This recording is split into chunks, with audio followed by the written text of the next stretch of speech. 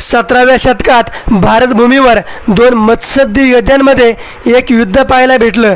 यांच्यात जिंकलं कोण हे आपल्याला माहीतच आहे आणि ह्या गोष्टीने भारताचा पुढचा इतिहास कायमचा बदलला। हे युद्ध होतं भारताचा शहनशाह औरंगजेब आणि छत्रपती शिवाजी महाराज यांच्यामध्ये। या दोघांच्या मध्ये युद्ध, तह, वाटाघाटी, भेटीगाठी हे सगळंच झालं, पण शेवटी शिवाजी महाराजांनी हे युद्ध जिंकलंच आणि ते सुद्धा अवघ्या वयाच्या 50 वर्षांच्या आयुष्यात। खरं तर औरंगजेब शिवाजी महाराजांपेक्षा 12 वर्षांनी मोठा। शिवाजी महाराजांनंतर त्याला 27 वर्षाचं आयुष्य लाभलं, पण हा पराजय तो स्वतः विजयात बदलू शकला नाही, कारण त्याने त्याच्या आयुष्यात एक मोठी चूक केली होती। ज्या दिवशी त्याचं मरण जवळ आलं, आपल्या जाण्याची जाणीव त्याला झाली, त्या दिवशी त्याला त्याच्या चुकीची व महाराजांची आठवण झाली। आपल्या मुलांसाठी औरंगजेबाने एक मृत्यूपत्र तयार केलं। त्यात त्यांना औरंगजेबाने काही सल्ले व सूचना दिल्या। असं 12 आज्ञेच्या सूचनांचं एक मृत्यूपत्र इतिहासकार जदुनाथ सरकार यांनी त्यांच्या औरंगजेबच्या चरित्रात फारसीमधून इंग्रजीमध्ये भाषांतर केले। त्या पत्रात औरंगजेबाने महाराजांबद्दल लिहून ठेवले ते असं: आपल्या वयाची पुढील 26 वर्षे त्याने मराठ्यांचं राज्य संपवण्यात घातली आणि आपल्या छत्रपती संभाजी महाराज, ताराबाई, छत्रपती राजाराम महाराज, संताजी घोरपडे, शंकराजी नारायण, धनाजी जाधव अशा असंख्य ज्ञात आणि अज्ञात मावळ्यांनी औरंगजेबाचं हे स्वप्न साकार होऊ दिले नाही। उलट त्याच्या सैन्यावर व छावणीवर हल्ले करून मुघलांचेच लचके तोडले आणि संपूर्ण हिंदुस्थानचा बादशाह म्हणून घेणाऱ्या औरंगजेबचा शेवट हास्यास्पद व्हायला लागला। 20 जानेवारी 1706 रोजी औरंगजेब याने अहमदनगर येथे माघार घेतली।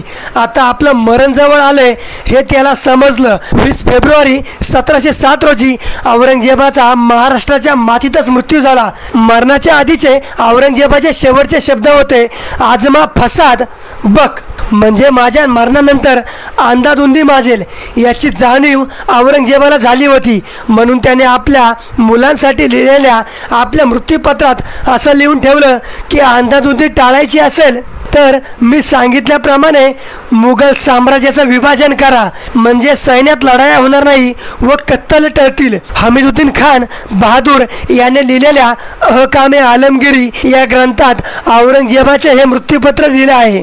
औरंगजेबाच्या मनाची या काळातील अवस्था समजून घेण्यासाठी, त्याचं छत्रपती शिवाजी महाराजांबद्दलचं मत समजून घेण्यासाठी त्याचं हे मृत्यूपत्र जाणून घेणं गरजेचं आहे। औरंगजेब म्हणतो, पापामध्ये बुडून गेलेल्या माझ्या वतीने पापाची निष्कृती म्हणून हसनच्या कबरीवर माझ्या वतीने चादर आच्छादन टाका आणि हे काम माझा मुलगा आजम याच्या हातून व्हावे। औरंगजेब म्हणतो, मी ज्या टोप्या शिवल्या त्याचे 4 रुपये 2 आणे आले आहेत, ते माझ्या कफनावर खर्च करावे। कुराणच्या ज्या हस्तलिखित प्रति विकून आलेले 305 रुपये माझ्या मरणानंतर फकीरांमध्ये वाटून टाका। यानंतर उरल्या सुरल्या काही वस्तू असतील त्या राजपुत्र आझम किंवा त्याच्या प्रतिनिधीकडून घेण्यात याव्या।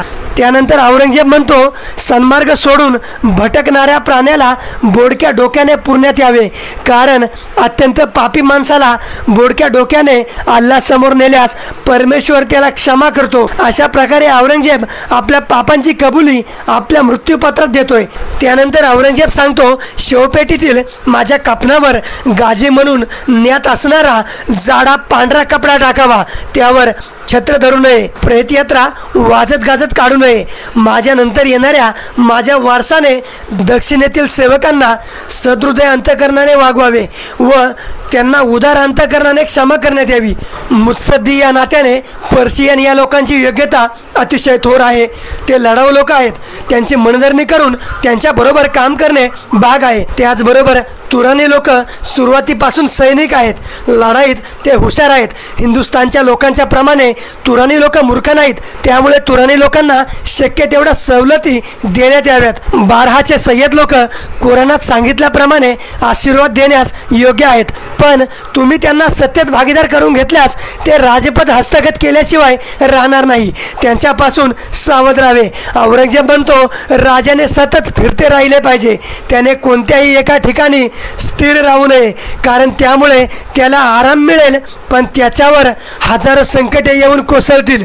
औरंगजेब म्हणतो तुमच्या मुलांवर थोडासा विश्वास ठेवू नका. आपल्या जीवनात त्यांना जास्त जवळीक करू देऊ नका, कारण शहाजहानने दारा शिकोला जवळीक करू दिली नसती तर पुढला अनर्थकारक इतिहास त्याच्या करता घडला नसता. औरंगजेब म्हणतो मी तुम्हाला 12 सूचना दिल्या आहेत व 12 हा अंक शुभ समजला जातो. तुम्ही जर यापासून धडा घ्याल तर तुमच्या शहाणपणाचे कौतुक आणि जर दुर्लक्ष कराल तर ते तुमचं दुर्दैव. छत्रपती शिवाजी महाराजांची आग्र्याहून सुटका झाली 1666 साली आणि औरंगजेबाला ती गोष्ट 40 वर्षानंतर आपल्या मृत्यूच्या क्षणी आठवते. त्यानंतर मराठ्यांनी मुघलांना नामोहरम करून टाकलं. अशा प्रकारे औरंगजेबच्या आयुष्यातील त्याची सर्वात मोठी चूक म्हणजे आपल्या राजाची आग्र्याहून सुटका. आपल्या राजांचं करावं तेवढं कौतुक कमीच आहे.